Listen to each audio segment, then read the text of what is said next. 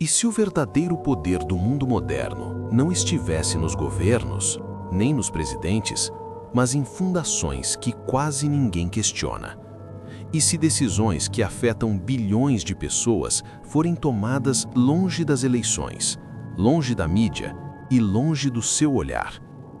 Talvez isso não seja teoria. Talvez seja apenas o funcionamento real do poder. No século XXI, o poder não precisa mandar. Ele apenas direciona. Direciona investimentos, direciona pesquisas, direciona prioridades globais.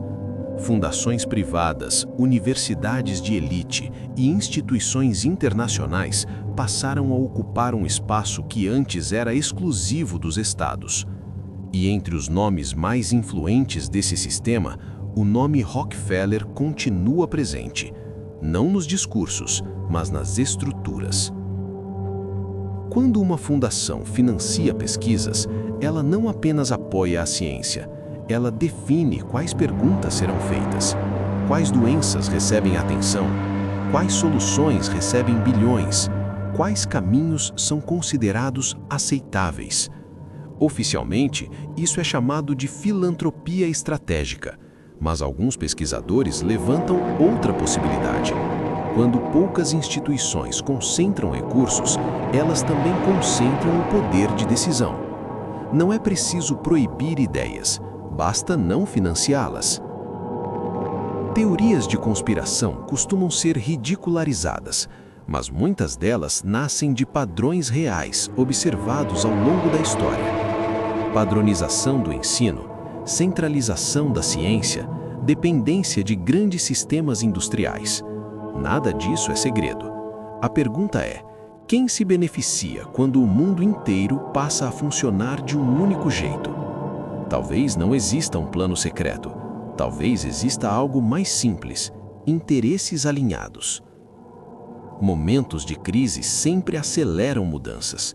Guerras, colapsos econômicos, emergências sanitárias. Em períodos assim, decisões são tomadas rapidamente. Questionamentos são vistos como ameaças e soluções centralizadas passam a ser aceitas sem muita resistência. Alguns analistas afirmam que crises não criam o sistema, apenas revelam quem já estava preparado para controlá-lo.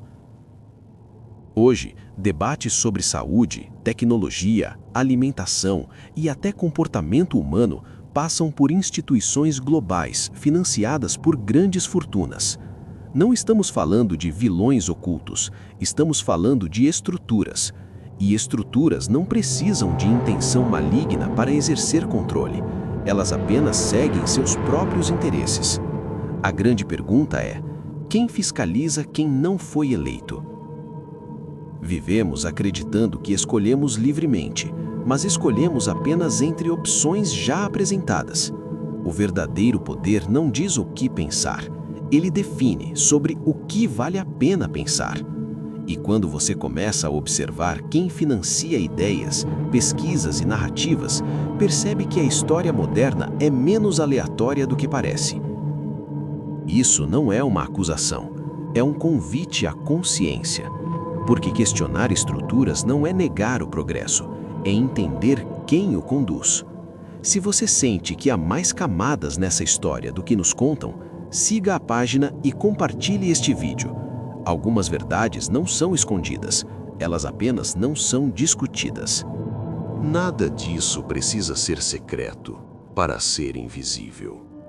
Os maiores sistemas de controle não se impõem pela força, mas pelo consenso, pelo hábito, pelo que passa a parecer normal. Quando o poder não tem rosto, ele não pode ser acusado. Quando não tem nome, não pode ser confrontado. E quando é chamado de progresso, raramente é questionado. Talvez não exista uma conspiração única. Talvez existam apenas estruturas tão grandes que ninguém mais se lembra de quem as construiu. E a verdadeira pergunta não é quem controla o mundo, mas sim, por que quase ninguém pergunta isso?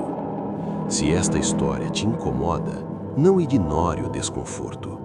Ele é o sinal de que você acabou de enxergar algo que não foi feito para ser visto. Algumas verdades não são proibidas, elas apenas não são amplificadas.